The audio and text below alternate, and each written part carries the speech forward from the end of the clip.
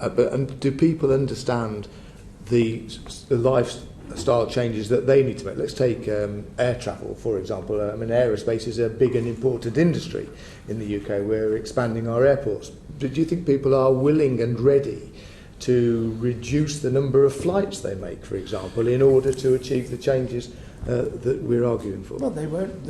I can't believe they will just be happily say, "Oh, yes, I don't care. I'm just going ahead." And there is a way, of course, in which those in powers, as it is, influence how many people take it, and that's economically.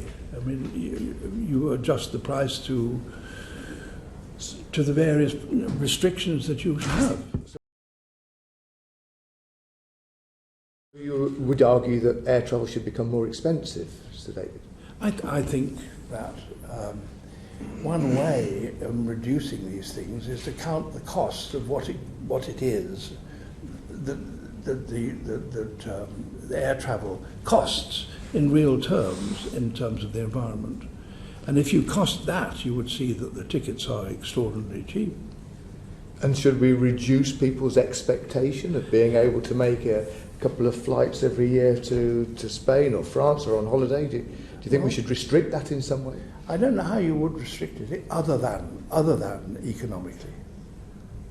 And is that not going to affect those who are less able to pay? Is there an equality issue here? Are you happy with that? I'm afraid that is the case.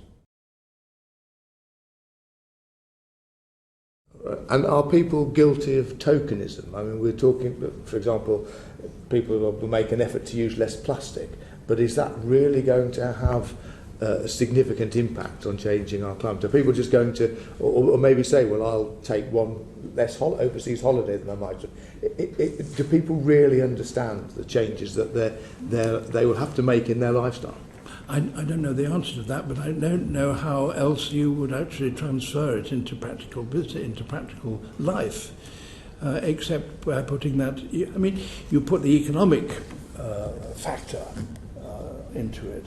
Of course, it would be nice to think that we were also putting the theoretical argument which you've outlined, which is that we shouldn't be all travelling. I mean, I certainly worry that the job I do involves me travelling.